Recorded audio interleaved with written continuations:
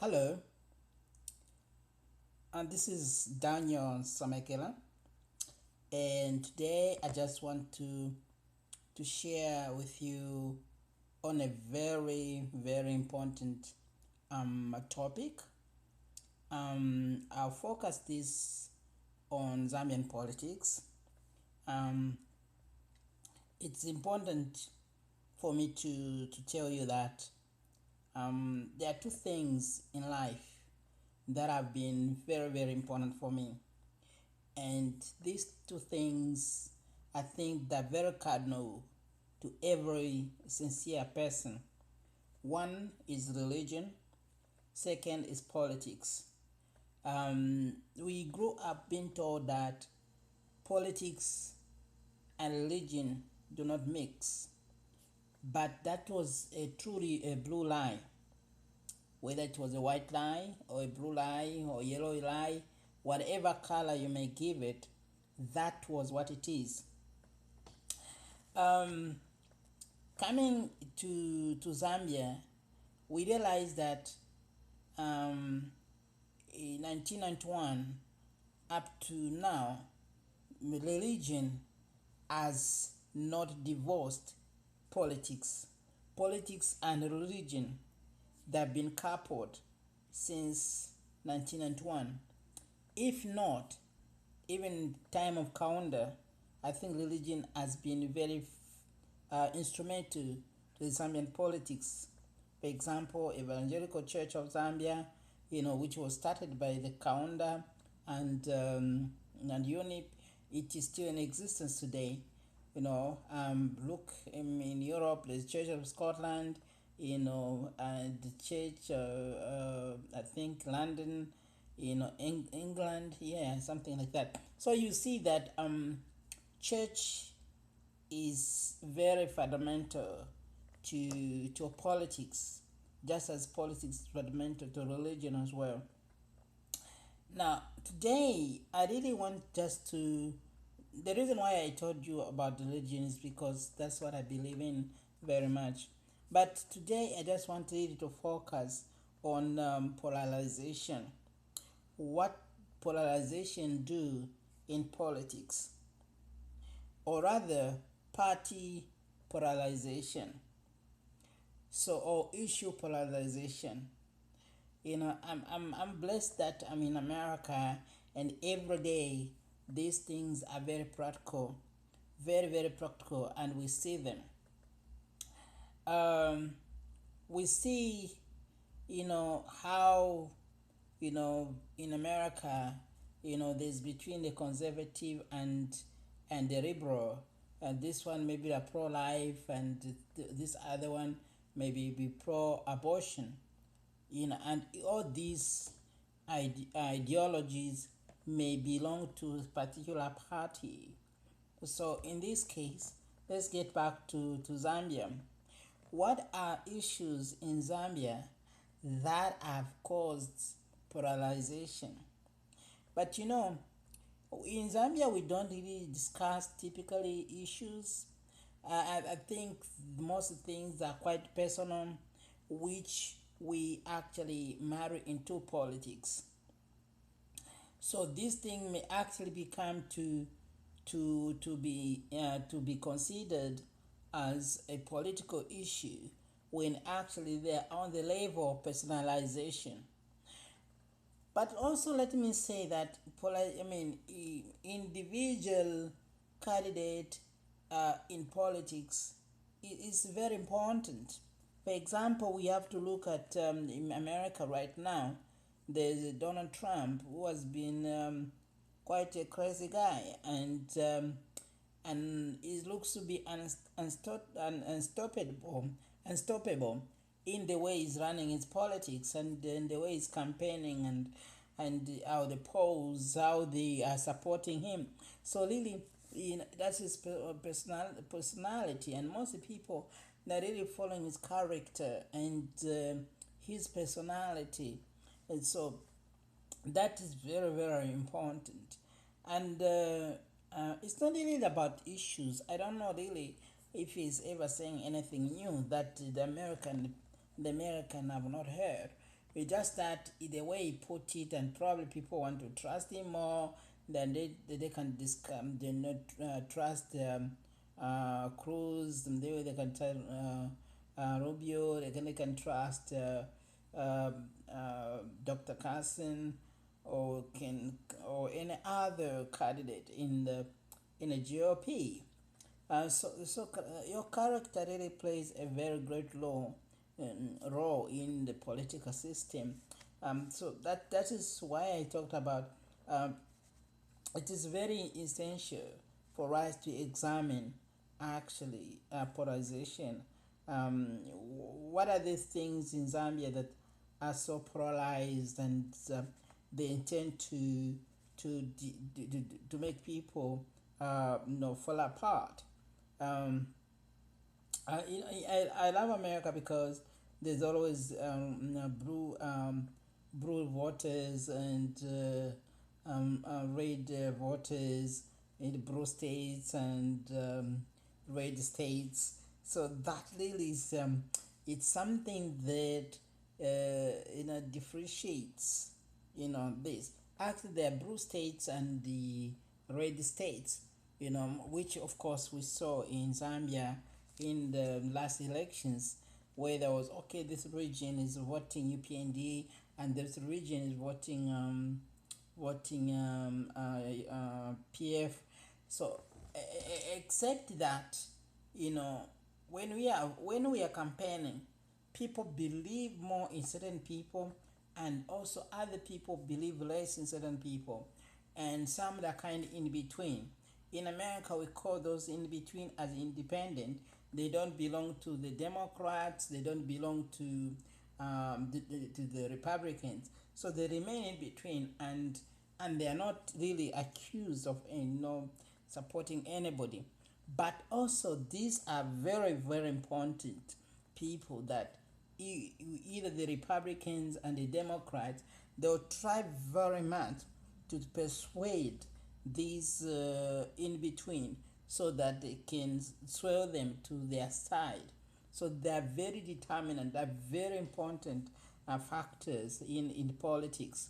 So now, when so the issues, um, we there's a bit of a problem here, because the polarization is just means that extreme way of looking at things or looking at issues, where you go to extreme.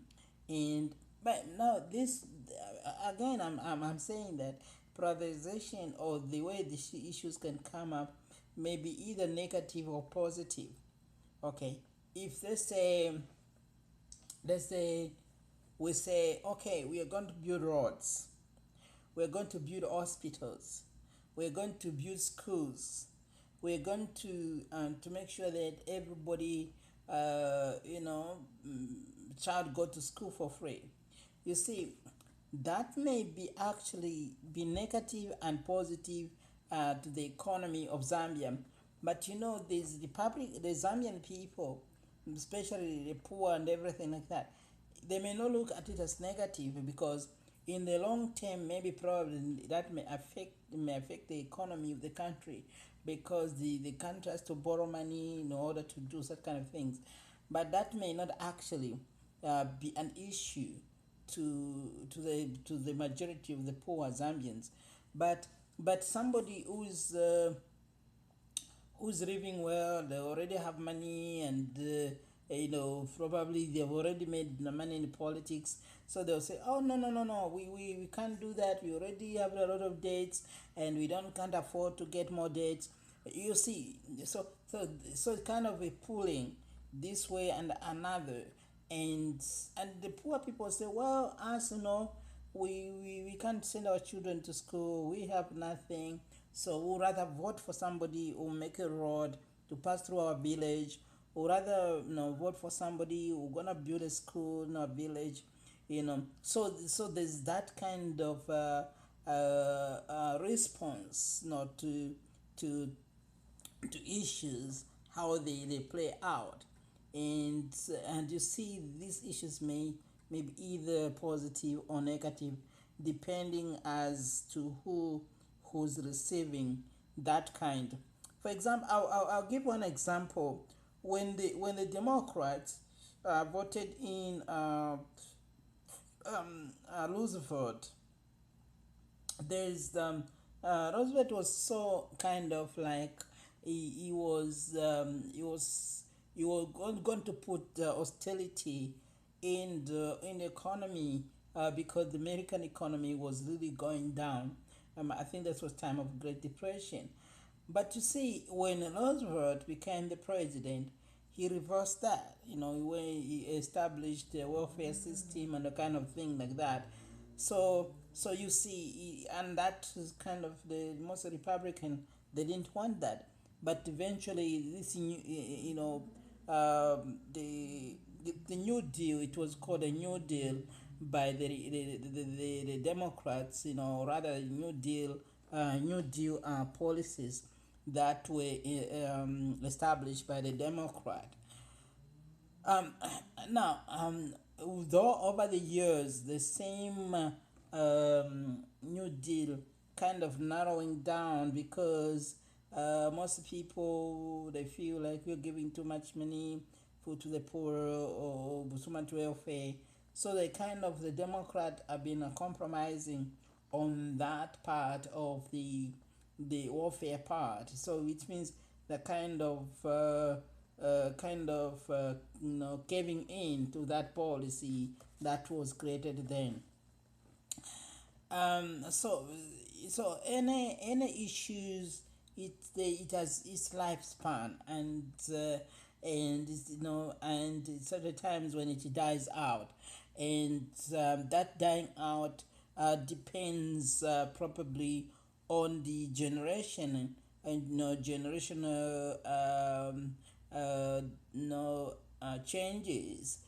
People change, economies change, and that may actually bring a lot of a transformation to society. Um, and the other thing that maybe I can give an example in terms of polarization, example of South Africa, with the coming of Julius Malema in the political scene. That has kind of brought in a different sense of politics in South Africa because of the way of Julius Malema looks at political system and how they should respond to the poverty of people in South Africa. So that kind of send a chilling message to either ANC or any multinationals or companies in South Africa, because they're kind of worried as to which direction Malema will take that country when he takes up power. So now let's look at what are some of the polarization topics in Zambia. And I don't know, but let me talk about one thing is Christianity, and the nationalization of Christianity, whether Zambia is really true. The nationalization of Zambia as a Christian nation was something worth it, or it is something that everyone buys it. So that is one issue. But I'm not saying I'm just probably gonna give you some things that I think that some issues in Zambia that are deemed to be called polarization issues. Another thing is probably um, tribalism. Okay, that is another issue. The other thing is Balozi agreement. That is also a polarizing issue, as to whether Balozi should become a state by its own, or should remain to be to unitary states. So those are some of the things. Another polarization is, um, this still stands up to today as to what really happens to privatization of the Zambian companies, state-owned companies. No, really, it's something that will not sit well for a long time, because there hasn't been that forthcoming um, um, reasonable understanding. For me, I think that probably this is one thing that may create hyperpolarization probably in the future, because there hasn't been any knowledgeable or quite reasonable explanation as to what really occurred during that privatization. Probably some people may understand it, but for me, it hasn't been that something that is really convincing as uh, how the companies and everything was traded. So that is something that is quite obvious to me, that it may bring kind of hyper polarization in the future, especially as young people and other people get interested in politics, and also over time as transparency in terms of information, because what has happened, things have changed in the terms of information. For example, when Chiluba came, he kind of reviewed everything, the tunnels at State House and all those kind of things. And then we called Count, a Mason and the staff, an evil man and everything like that. But I'm also looking at a time when we are going to have the president in Zambia that is going to offload, the information on a privatization. What really happened to privatization? So, we have many presidents, but I know one thing is that I've not really given Zambian people is Gabon disaster. What happened to Gabon disaster? Second, privatization. What has happened to privatization? So those are really chilling things that we as Zambians, rather Zambians, I'm a dual Zambian. Dual citizenship. So in case the American are hearing, so so that we are able to understand really what happened. I have been discussing the issues of privatization. Polarization, because for me it's quite important, and therefore we need to investigate it. No, the thing is, we can make everybody agree with us. That will never happen. So everybody has different view of how they look at things. So what is just imperative is to make sure that how do we agree, how do we go about it, and honestly, politics is about agreeing and disagreeing. So we just have to find a way how we convince people to understand our goals. It's about your goals. What are your goals? What do you want to do for the community? What do you want to do for society? So we don't have fight about anything. So if you wanna develop people's lives, so we don't fuss about it. What we do is we just have to go forward and tell people, hey man, when I become a member of parliament, I'm gonna make sure that there's a road here. I'm gonna make sure that there's water here. um, no, maybe at this point, let me mention that I've not been to Kauma for 20 years. I think about 20, no, about 10 years, I think, from the last time I was in Kauma. When I went to Kaoma last year, it was so sympathetic that not much had changed. But I believe there have been member of parliament in Kaoma, and I believe that they have also been receiving what they call constituents fund for many years, probably for each year. But but again, you do see a irresponsibility of leaders, because nothing that had really worked out in that area. So I think also corruption today can be a polarizing issue, to see whether our ministers or members of parliament really that's straightforward. Therefore, I think there's need for people to be upbeat in terms of understanding politics, and confronting Zambian politicians, so that they are live up to the to their promises, um, by using the resources rightly. Okay, I moved from polarization to my own comments for what I think and feel about it. So therefore, I hope to give you another update later on sometime.